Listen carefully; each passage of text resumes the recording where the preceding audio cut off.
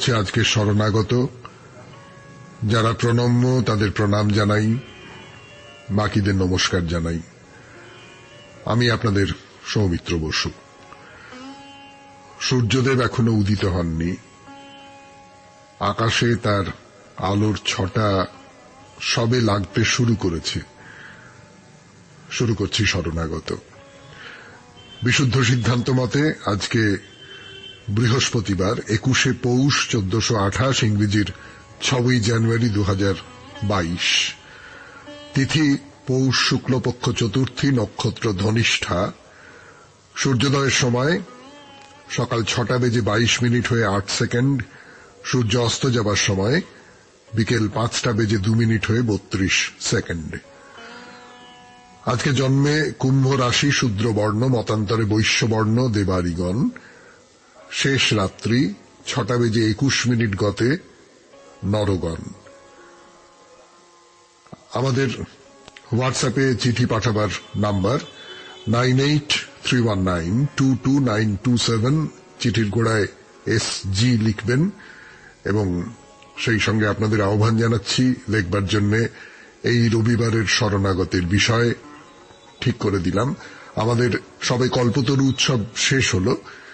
এবারের কল্পতরু উৎসবে আমরা কাশীপুর উদ্যান মাটিতে যেতে পারিনি, সমস্ত বন্ধ ছিল করোনার প্রকোপে। কিন্তু মনে মনে তো কল্পতরু উৎসব পালন করতে কোনো বাধা নেই। সেই জায়গা থেকে কল্পতরু উৎসবের কথা মাথায় রেখে এবারের রবিবারের শরণাগতের বিষয়ে, ঈশ্বর যদি আপনার সামনে এসে দাঁড়ান, আপনি তার কাছে কি চাইবেন? ঈশ্বর যদি আপনার সামনে এসে দাঁড়ান, তাহলে আপনি তার কাছে কি চাইবেন? আগামী শুক্রবার সন্ধে 6টার মধ্যে আপনার চিঠিটি 200 থেকে 250 শব্দের মধ্যে লিখে চটপট এই হোয়াটসঅ্যাপে পাঠিয়ে দিন। সেই চিঠি তারপর শরণাগতে পড়া হবে। অন্তত বেশিরভাগ চিঠি যে পড়া হবে, খুঁজে খুঁজে বার করে পড়া হবে, তাতে কোনো সন্দেহ নেই। বিশেষ করে যে চিঠিগুলো একেবারে প্রথমেই চোখে পড়ে যাবে সেইগুলো পড়া হবে আগামী রবিবার।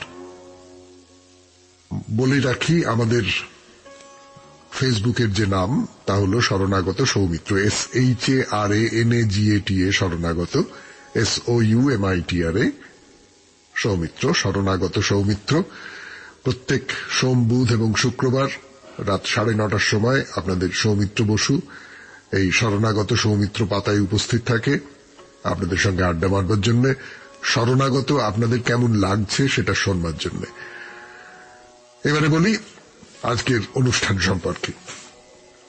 আপনারা তো দশাবতারের কথা জানেন।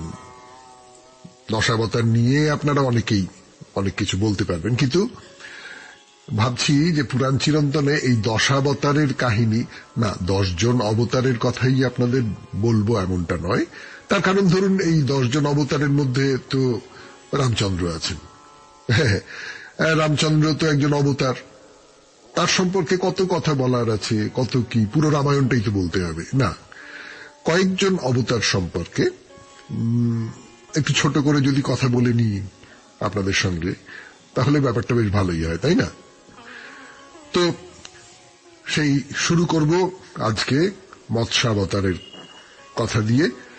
তারপরে চলে যাব স্বামী বিবেকানন্দের চিঠিতে। স্বামী বিবেকানন্দের চিঠি পড়ে শোনাচ্ছি আপনাদের, আজকেও পড়ে শোনাবো। তারপরে ঠাকুর শ্রীরামকৃষ্ণ পরমহংসদেবের নানান কথা, তার জীবনের ছোট ছোট নানান অভিজ্ঞতার কথা, সেইগুলো শোনাবো আপনাদের। চিঠিপত্রের উত্তর, বা বলা ভালো উত্তর আর কতটুকু দিতে পারি, আপনাদের লেখা চিঠিপত্র। এবং শেষে বাইরে দূরে, আমরা তো জম্মুতে আছি রঘুনাথের মন্দিরে। রঘুনাথের মন্দির দেখা শেষ করে আমরা অন্য আর এক মন্দিরের দিকে রওনা হব আজকে।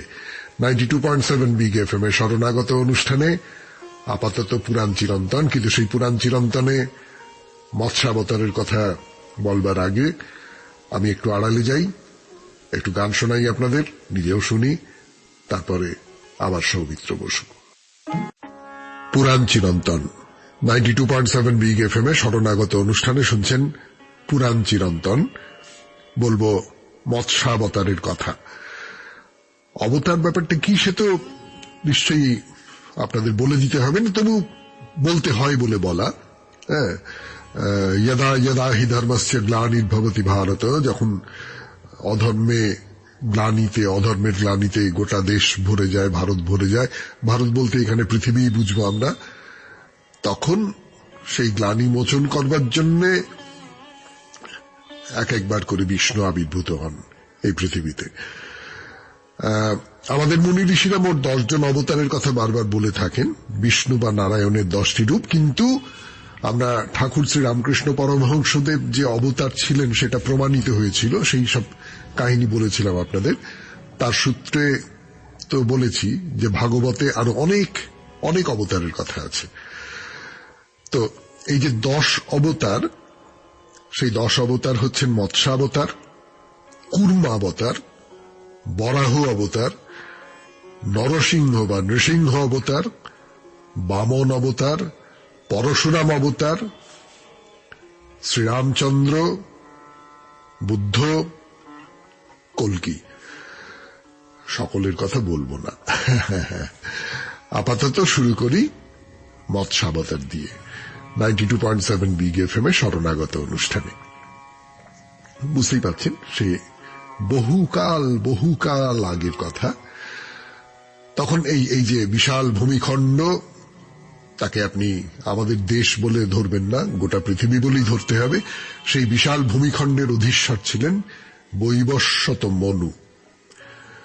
তো বৈবস্বত মনুর রাজত্বকালের একটা যুগ তখন শেষের দিকে এগিয়ে চলেছে, এবং প্রত্যেকটা যুগ শেষ হওয়ার পর পৃথিবীতে একটা দারুণ প্রলয় দেখা দেবে। কেউ কাউকে সহ্য করতে পারবে না, মানুষ অসম্ভব অহংকারী হয়ে উঠবে এবং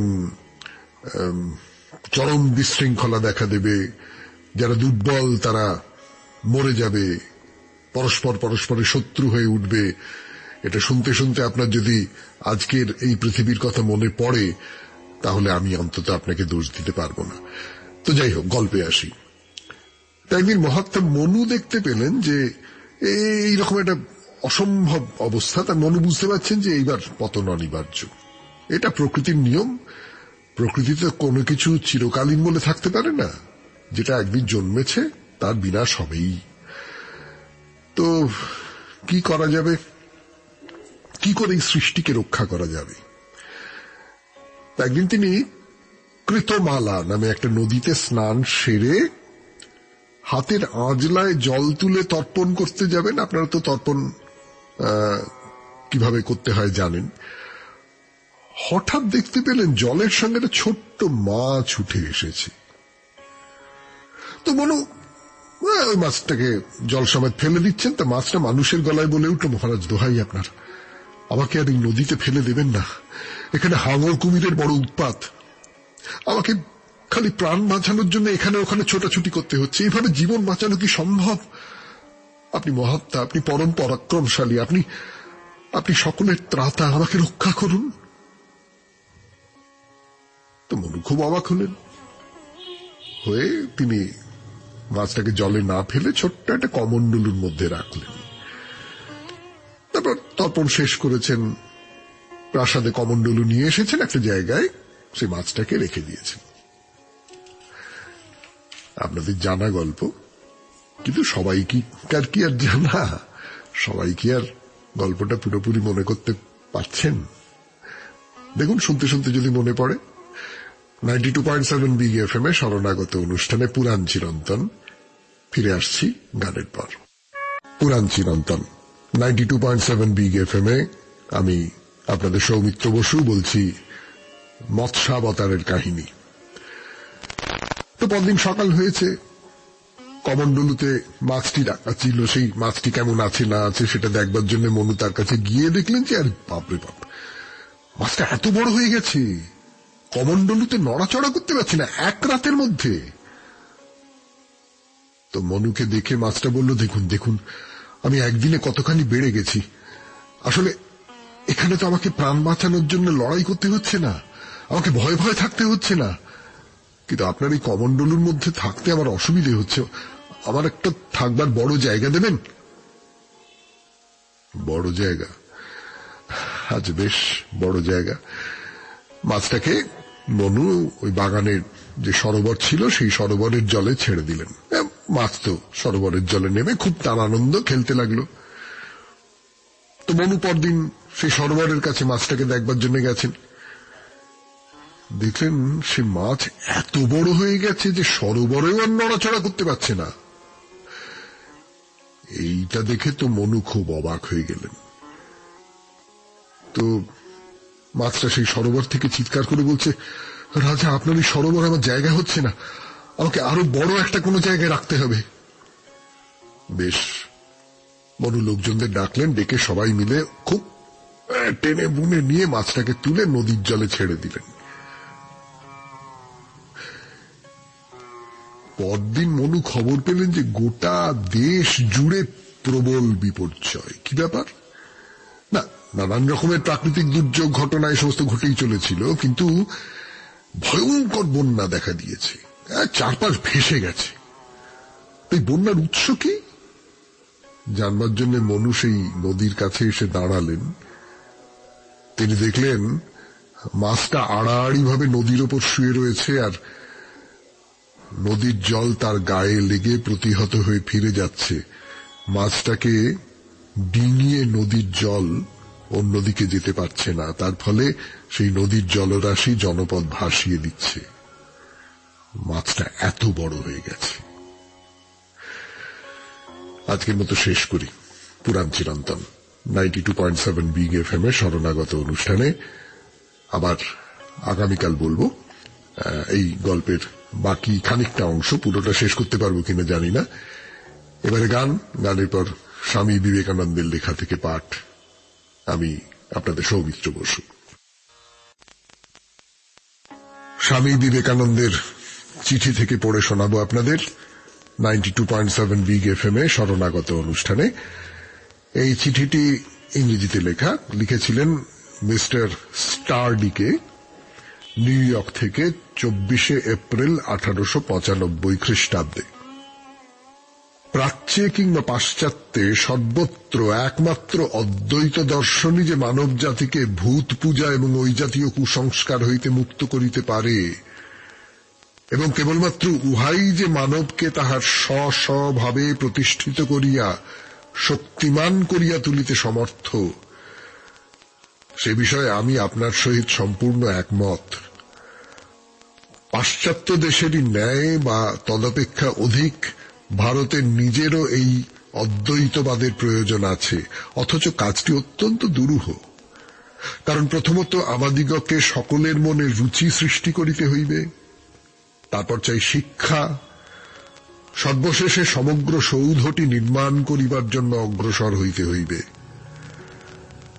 চাই পূর্ণ সরলতা, পবিত্রতা, বিরাট বুদ্ধি এবং সর্বজয়ী ইচ্ছা শক্তি।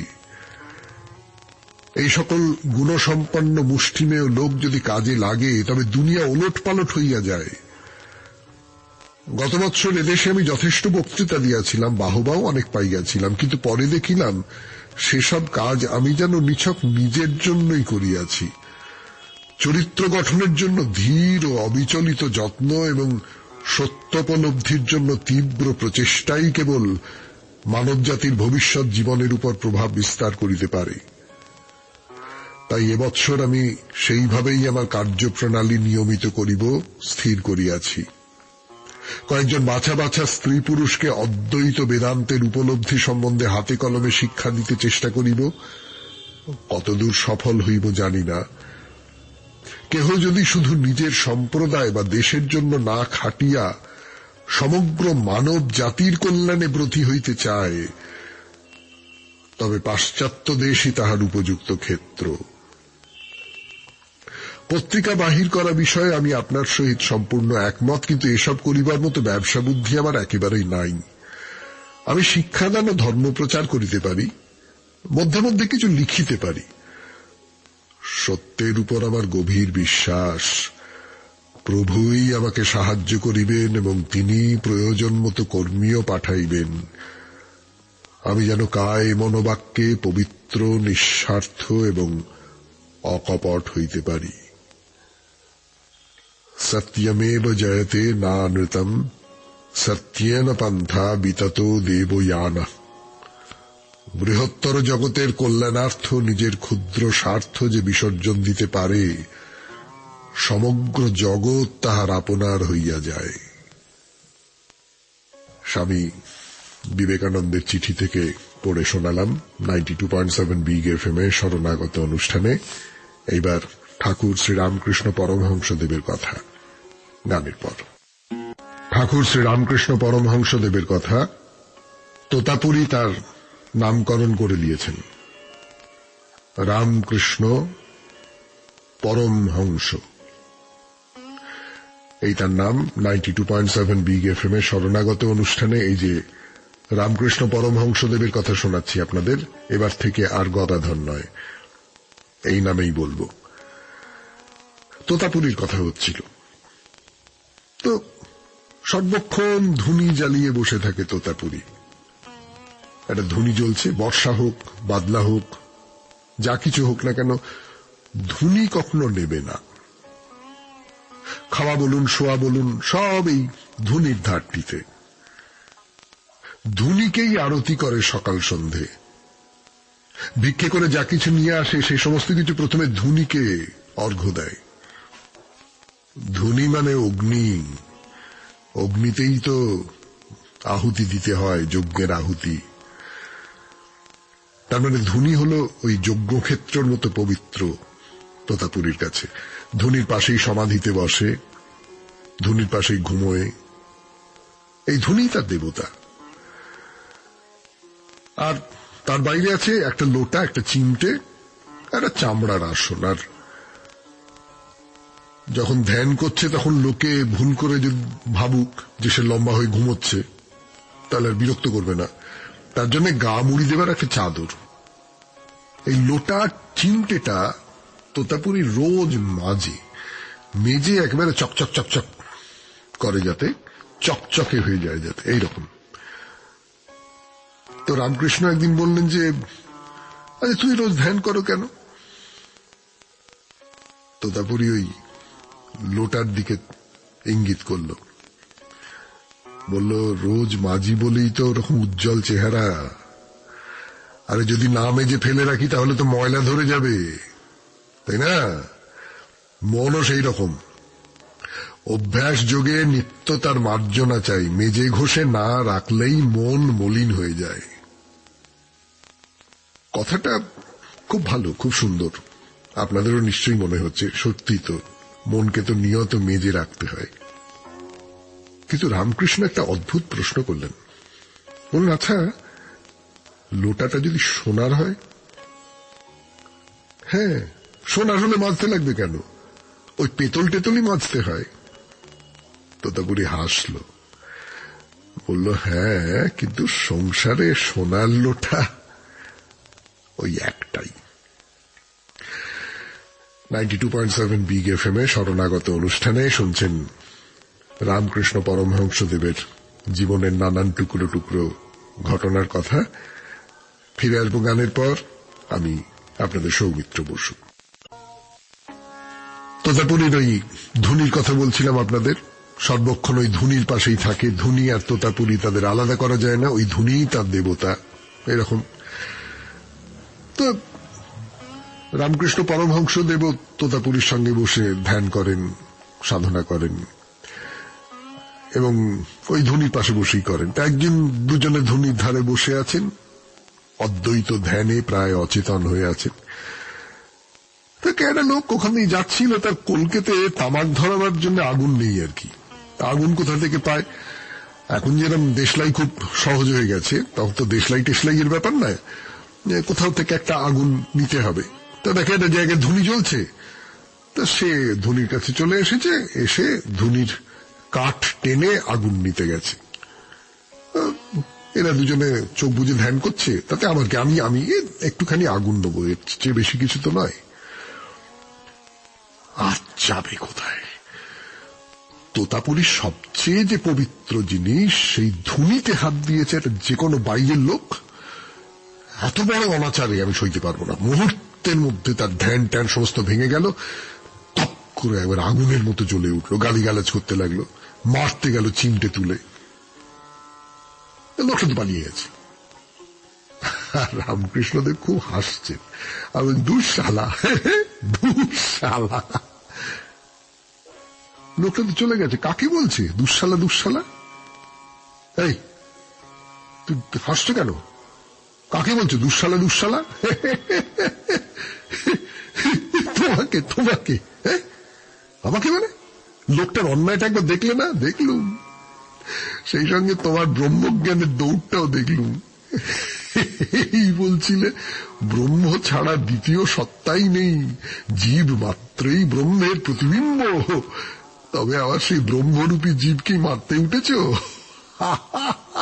তাই তো হাসছি, ভাবছি মায়ার কি প্রভাব। এই হাসির সামনে তোতাপুরীর গম্ভীর হয়ে যাওয়া ছাড়া আর কোনো উপায় ছিল? ঠিক, তুমি ঠিক বলেছ। কাম আমি ত্যাগ করতে পেরেছি, কিন্তু ক্রোধ আমি ত্যাগ করতে পারিনি। ঠিক, আজ থেকে ক্রোধ ত্যাগ করলাম। ক্রোধ ত্যাগ করল। শিষ্যই বুঝি শুধু গুরুর কাছ থেকে শেখে, গুরু শিষ্যের কাছ থেকে শেখে না। 92.7 বিগ এফএম এ শরণাগত অনুষ্ঠানে ঠাকুর শ্রীরামকৃষ্ণ পরমহংসের কথা বলছিলাম। আরো কথা বলবো গানের পর।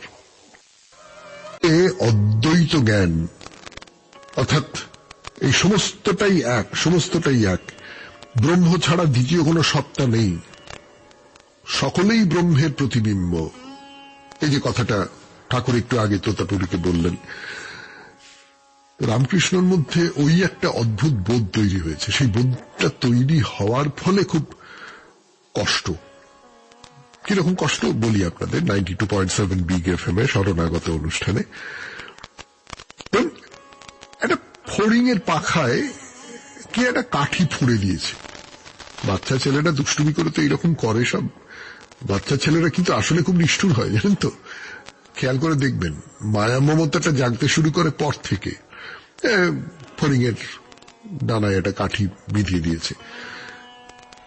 কিন্তু রামকৃষ্ণের মন একেবারে ব্যথায় মোচড় দিয়ে উঠল।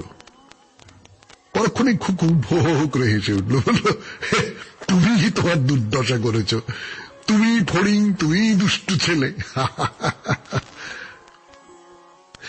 কালীবাড়ি বাগানে নতুন ঘাস উঠেছে, তো ঠাকুরের মনে হচ্ছে ওটা আমার নিজের অঙ্গ। কেটে হেঁটে যাচ্ছিল ওখান দিয়ে, রামকৃষ্ণদের চিৎকার করে, ওই যাসনি যাসনি যাসনি যাসনি, ওর বুক ফেটে যাচ্ছে, আমি সইতে পারছি না, যাসনি ওখান দিয়ে। গঙ্গার ঘাটে ঝগড়া করছে মাঝিরা, ঝগড়া থেকে হাতাহাতি, একজন আরেকজনের পিঠে সজোরে একটা মেরে দিল। রামকৃষ্ণ দাঁড়িয়েছিলেন ঘাটে, চিৎকার করে কেঁদে উঠলেন, মানে যন্ত্রণা হলে যেরকম করে কাঁদে। হৃদয় তো কালীঘর থেকে শুনতে পেয়েছি, কি হয়েছে কি হয়েছে মামা, কি হলো? রামকৃষ্ণের পিঠ ফুলে লাল। কে তোমাকে মেরেছে? কে মেরেছে তোমাকে বলো, তাকে একবার আমি দেখিনি। রামকৃষ্ণ কিছুই বলেন না, শুধু কাঁদেন। অনেকক্ষণ পরে কান্না থামলে বললেন যে এক মাঝি আর একজন মাঝিকে মেরেছে, আমাকে নয়, কিন্তু সেও তো আমাকেই মারা। নইলে আমার লাগলো কেন, কাঁদলাম কেন এতক্ষণ? এই অদ্বৈত ভাব, অদ্বৈত ভাব, যেখানে সব এক, সব এক। 92.7 বিগ এফএম এ শরণাগত অনুষ্ঠানে শেষ হল ঠাকুর শ্রীরামকৃষ্ণ পরমহংসদেবের কথা। এরপর আপনাদের চিঠিপত্র, গানের পর। গান শেষ করে কথা শুরু করব এবার 92.7 বিগ এফএম এ শরণাগত অনুষ্ঠানে। আমি আছি আপনাদের সঙ্গে, আপনাদের সৌমিত্র বসু। মনে করিয়ে দিই, আজকে তো বৃহস্পতিবার, আজ আর কাল দুটো দিন সময়। শুক্রবার সন্ধে 6টার মধ্যে আপনার চিঠি পৌঁছে যাওয়া চাই আমাদের দপ্তরে, যাতে করে আগামী রবিবারের অনুষ্ঠানটা আপনাদের চিঠি দিয়ে সাজাতে পারি। রবিবারের বিষয় হিসেবে ঠিক হয়েছে, এই তো কল্পতরু উৎসব গেল 1 জানুয়ারি, সেই কথা মাথায় রেখে যদি ঈশ্বর আপনার সামনে এসে দাঁড়ান, ঈশ্বর তো কল্পতরু, আপনি তার কাছে কি চাইবেন? যে যা চাইবেন তাই নিয়ে 200 থেকে 250 শব্দের মধ্যে একটা লেখা। স্বামী বিবেকানন্দকে ঠাকুর রামকৃষ্ণদেব বলেছিলেন, তোর কি চাই? তুই মায়ের কাছে চেনে না। স্বামী বিবেকানন্দ জ্ঞান, ভক্তি, বৈরাগ্য এইসব চেয়েছিলেন। দেখা যাক আমার আপনার মতন যারা সংসারী মানুষ, সাধারণ মানুষ, তারা কি চায়। এবার তাহলে চিঠির উত্তর দিই। সুপ্রভাত দাদা, আপনাকে ও 92.7 বিগ এফএম এর সকল কলাকুশলীদের ইংরেজি নতুন বছরের শুভেচ্ছা। বিগত দিনগুলোর মতো আগামীতেও আপনার উদাত্ত কণ্ঠে নানা গল্পগাথা শুনে ও বিভিন্ন শিল্পীর গানের মাধ্যমে জীবনের সহজ পাঠ সমৃদ্ধ করব, এই আশা রাখি। খুব ভালো থাকবেন। নমস্কার। মানসী চৌধুরী, বাঙুর অ্যাভিনিউ। মানসী দেবী, আপনিও খুব ভালো থাকবেন। আপনাকেও নতুন বছরের শুভেচ্ছা। নতুন বছরের শুরুটা আমাদের পক্ষে খুব ভালো হলো না, কিন্তু আবার এরম কথাও শোনা যাচ্ছে যে এই বিপদটা খুব বড় বিপদ হয়ে আসবে না, কেটে যাবে। আশায় নিরাশায় দুলছি আমরা সকলে। এরপরে একটা কবিতা শোনাবো আপনাদের। কবিতাটার নাম হচ্ছে স্বাগতম। উষার রঙিন আলোয় গাহু আজি নতুন দিনের গান, দিকে দিকে সবুজ কিশলয়ে জাগে আজি নতুন প্রাণ। সবার হৃদয়ে জাগে আজি নতুন দিনের নতুন আশা, বিলাতে চাহি আজি সবাকারে এই ভালোবাসা। হৃদয় উজাড় করি গাহি জীবনের জয়গান, ভুবনে সহসা বহিছে দেখি প্রেমের বাঁধ ভাঙা বান। জীর্ণ পুরাতন স্মৃতি রহিবে না আজি কারো মনে, ভালোবাসার ডোরে এই নবভোরে বাঁধিব আজি সকল আপন জনে। বিদায় দিনের সুখ দুঃখ মান অভিমান ভুলে আহ্বান জানাই তোমারে প্রেমের প্রদীপ জেলে। রাগ দুঃখ ভুলিয়া আসি ধরণীর রঙিন মেলায়, নতুন বছরের গাহি গান ভাসি নব আনন্দের ভেলায়। শুভ নববর্ষের প্রীতি ও শুভেচ্ছা জানিয়ে আজকের দিন শুরু করলাম। সকলের সুস্থতা কামনা করি ঈশ্বরের কাছে। সকল বাধা অতিক্রম করে আগামী বছর হোক সুন্দর থেকে সুন্দরতম। এই চিঠিটি কে লিখেছেন আমি জানি না, তিনি তার নাম দেননি। 92.7 বিগ এফএম এ শরণাগত অনুষ্ঠানে এরপর জম্মুতে চলে যাব আমরা, বাইরে দূরে। আমি আছি আপনাদের সঙ্গে, আপনাদের সৌমিত্র বসু। বাইরে দূরে 92.7 বিগ এফএম এ শরণাগত অনুষ্ঠানে এখন বাইরে দূরে। জম্মুতে আমরা এখন আছি রঘুনাথের মন্দিরে। গতদিন যা বলেছিলাম, এক একজন বড় মাপের দেবতার জন্য এক একটা ঘর রেখে দেওয়া আছে। সেই ঘরে তিনি আর তার যত রকমের আত্মীয়, যত রকমের নিকটজন, যত রকমের সম্পর্কিত বা তার অবতার হয়ে যত রকমের প্রকাশ, সেই সব কিছু মূর্তির আকারে রাখা আছে। এমন সব ঘরে ঘুরে ঘুরে বেড়াচ্ছিলাম আমরা। কৃষ্ণ, বিষ্ণু, ব্রহ্মা, এদের ঘর দেখা হয়ে গেছে। এইবারে চলুন সত্যনারায়ণজির ঘরে। তাকে নিয়ে যেসব ঘটনা, যেসব চরিত্র মূর্তি আকারে রাখা আছে সেই ঘরে। কি কি মূর্তি বলি এবারে। অন্যান্য গ্যালারিগুলোর মতোই মাঝখানে একটা বিরাট বড় উঠোন, প্রাচীন জমিদার বাড়িতে যেমনটা দেখা যায় আর কি। সেই উঠোন ঘিরে একের পর এক মূর্তি। প্রথম মূর্তি লক্ষ্মী নারায়ণ। নারায়ণের কোলে বসে আছেন দেবী লক্ষ্মী।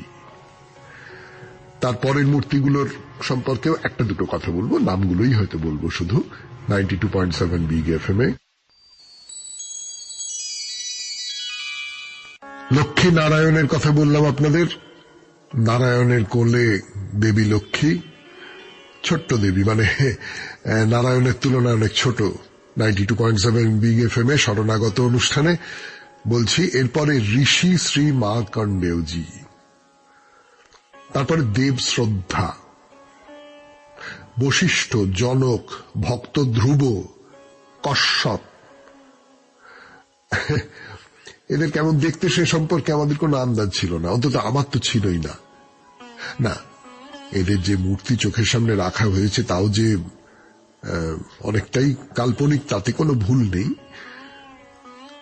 কোনো প্রতিষ্ঠিত পৌরাণিক প্রমাণ তো নেই এদের এইসব মূর্তি যে সত্য তার। কিন্তু যাদের কথা আমি বললাম তাদের মূর্তি গড়ে রেখে দেওয়া হয়েছে, তাদের পুজো হয় কোথাও, একথা ভাবলেই কিরকম অন্যরকম লাগে না? তো এরপরের যে ঘরটি তা হলো বদ্রীনারায়ণের নামে। এখানে কার কার মূর্তি আছে দেখা যাক। রঘুবংশের রাজা শ্রীরামচন্দ্রের পূর্বপুরুষ মহারাজ দিলীপের একটি মূর্তি আছে এখানে। অদ্ভুত না? দিলীপের মূর্তি আমি আগে কোথাও পাইনি। আছে কৃপাচার্য, দ্রোণাচার্য, রাজা বলি, রাজা হরিশ্চন্দ্র, শ্রবণ কুমার। শ্রবণ কুমার কে বুঝতে পারছেন তো? অন্ধমুনির সেই ছেলে, দশরথের বাণে যার মৃত্যু হয়েছিল তিনি, তার নাম শ্রবণ কুমার। কুবের, এরা সবাই আছেন। মূর্তি তৈরির বেলায় যে কোনো নিয়ম মানা হয়েছে এমনটা কিন্তু মনে হচ্ছে না। এত সব মূর্তি দেখে বেরিয়ে এলেন আপনি জম্মুর রঘুনাথজির মন্দির থেকে। শেষ হল জম্মুর রঘুনাথজির মন্দিরের কথা। আমরা কাশ্মীর বলতে বৈষ্ণোদেবীকেই বুঝি, দলে দলে সেই দেবীকেই দেখতে যাই। এই তো দেখুন না, দেবীকে দর্শন করতে গিয়ে কত মানুষ মারা গেলেন সেদিন। আমরা যে খুব অন্য মন্দিরগুলোর কথা মনে রাখি এমনটা কিন্তু নয়, তবে আমরা মনে রাখি বা না রাখি, রঘুনাথজির এই মন্দির কিন্তু জম্মুতে অবশ্য দ্রষ্টব্য একটা দেবালয়, তাতে কোনো সন্দেহ নেই। এইবারে তাহলে যাওয়া যাক নতুন কোন মন্দিরের খোঁজে। চলুন আর একটা বিখ্যাত মন্দিরে, শিবের মন্দির, রণবীরেশ্বর শিবের মন্দির। আচ্ছা, আপনাদের মনে আছে তো এখানকার রাজা ছিলেন গুলাব সিং, তার পুত্র রণবীর সিং এই শহরে প্রচুর মন্দির তৈরি করিয়েছিলেন। রণবীরেশ্বর মানে রণবীরের ঈশ্বর, তিনি তো সবারই ঈশ্বর শিব, তবু একে হয়তো শিবের প্রতি রাজা রণবীরের প্রণাম বলেও আমরা ধরে নিতে পারি। এখানে দ্বাদশ শিবের মন্দির আছে, তার সঙ্গে আছে প্রচুর শালগ্রাম শিলা, মানে 1000-এর ওপর। মন্দিরের মধ্যে 2টি কক্ষ আছে, আর শুনলে হয়তো আপনার মজা লাগবে, এই 2টি কক্ষ তৈরি করা হয়েছে বা অন্তত উৎসর্গ করা হয়েছে শিবের 2 ছেলের নামে, কার্তিকেয় আর গণেশ। তাদের দুজনেরও মূর্তি রাখা আছে এখানে। আরো কত কি যে দেখবার আছে, আচ্ছা বেশ, সেসব না হয় দেখতে দেখতেই বর্ণনা করা যাবে। মনে করিয়ে দিই, আমাদের হোয়াটসঅ্যাপে চিঠি পাঠাবার নাম্বার 9831922927, চিঠির গোড়ায় SG, এবং তারপরে আপনারা এই রবিবারের জন্য লিখছেন ঈশ্বর যদি সামনে এসে দাঁড়ান তাহলে তার কাছে কি চাইবেন। 250 শব্দের মধ্যে কিন্তু, তার চেয়ে বাড়াবেন না, কেমন? আমি জানি তার মধ্যে শেষ করা মুশকিল, কিন্তু ওর মধ্যেই রাখবেন। আর আমাদের ফেসবুক হলো শরণাগত সৌমিত্র, SHARANAGATA শরণাগত, SOUMITRA সৌমিত্র। তাহলে আলো ফুটে গেছে, দিন শুরু হয়ে গেছে, আর সেই আলোয় কুয়াশার মতো মিলিয়ে যাচ্ছে আপনাদের